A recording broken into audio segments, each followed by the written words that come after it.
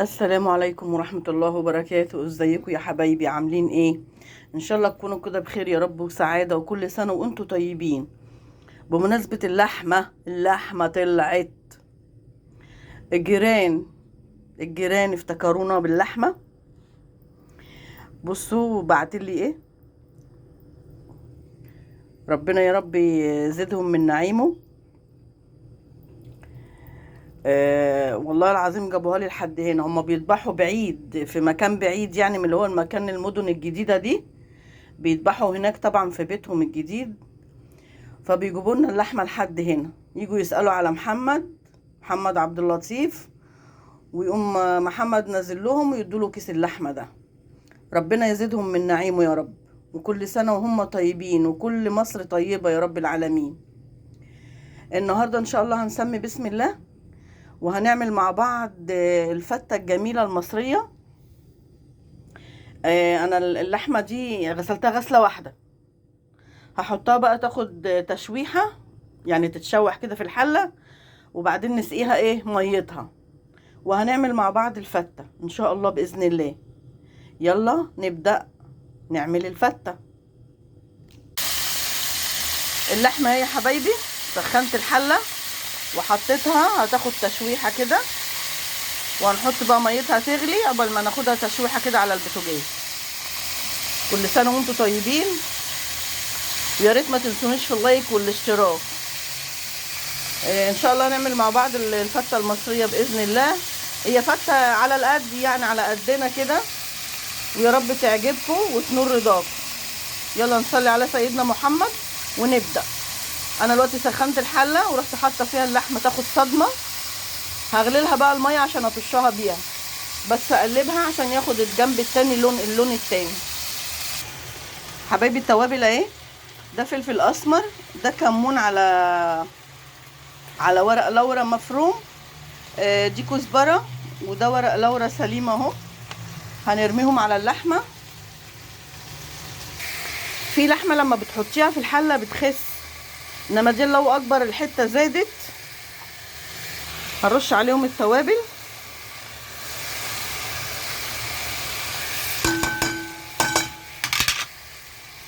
وهنقلبهم بقى في بعض قبل الميه ما تسخن.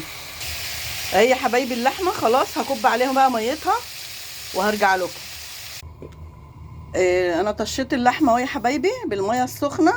هغطيها بقى تاخد غلوه كده. لما تاخد غلوه نبقى نشيل الريم اللي على الوش ده، وبسخن لها ميه تانية لان الميه طلعت قليله. هنبدا بقى يا حبايبي دلوقتي في حكايه الصلصه بقى. انا عندي الرز من امبارح، انا كنت عامله رز امبارح وطلع كتير، فاستعملت اللي استعملته، واللي فاض قلت هكمل بيه في الفته ان شاء الله باذن الله. ان شاء الله هروح اجيب الطماطم دلوقتي من التلاجة وافرمها في الخلاط ونقشر التوم بقى. حبايبي قشرت راس توم ودقتها، بحمرها اهي عشان بقى نعمل الصلصه.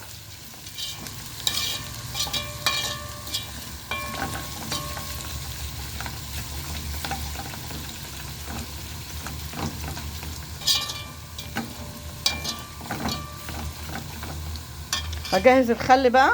حبايبي طشيت القوط اهو على التومه. ما لقيتش عندي خل، بعت محمد يجيب لي ازازه خل. هبقى اعمل له توميه بقى لوحده كده في الطاسه.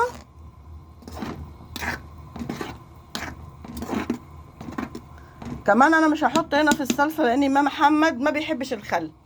سبحان الله، احنا عيله غريبه جدا. ولا بناكل لا جلاش ولا كنافه محشيه، بناكلها ساده، ما بنحبش الحشوات. وعندك كمان محمد ما بيحبش بصل على السلطه، ما بيحبش خل على البتنجان او على اي اكل. احنا بنحب اي حاجه، شطه اي حاجه. هو لا، بصل لا، خل لا، كده يعني. فانا مش هعمل الصلصه بالخل، هخليها كده فاضيه. هنعمل التومه بالخل لوحديها.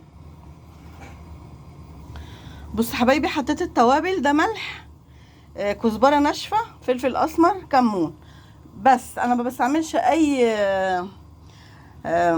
توابل تانية. هي التوابل دي اللي عندي، وهي دي اللي بستعملها، وهي دي اللي بمشي نفسي بيها.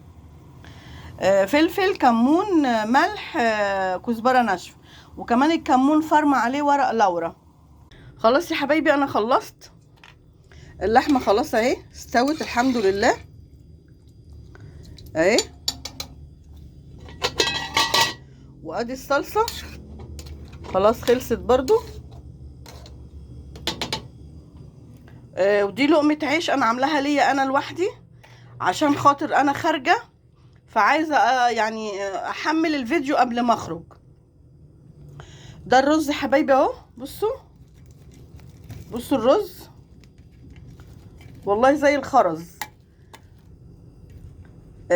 الرز ده كان عندي، بصوا قد ايه كان عندي، فاستخسرته صراحه. حرام اما ارميه، حرام. ده كيلو رز ب20 جنيه، ب20. ده كيلو رز ب30 و35.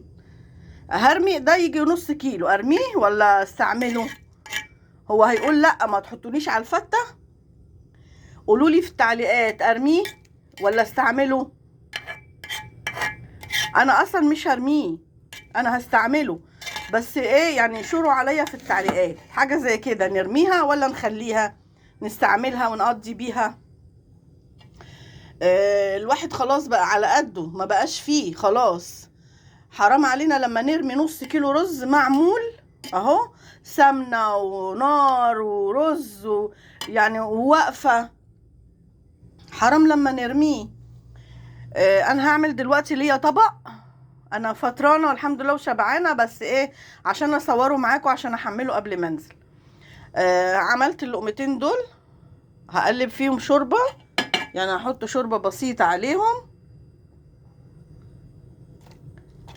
كده، عشان هو لو طبق كبير هتعملوا برضو نفس الحركه دي، هترشوا برضو كده اهو. انا خارجه وان شاء الله يعني يمكن الاكل ده يتاكل مثلا ايه الساعه 10 11 بالليل 12. هحمله لكم امتى وانا امبارح ما حملتش حاجه؟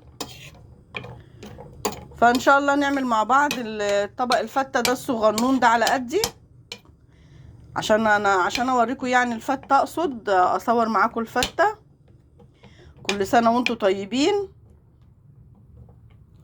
هروح بقى احط عليه الرز والصلصه واللحمه واوريه لكم.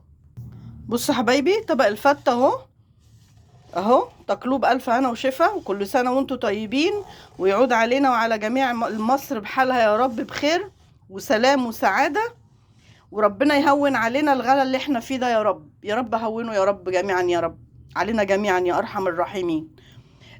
خلاص الفته كده خلصت يا حبايبي اهي. انا حبيت اوريها لكم بس. هرجع تاني كل ده مكانه بس عشان خاطر التصوير. كل سنه وانتم طيبين، وما تنسونيش في اللايك والاشتراك. سلام عليكم.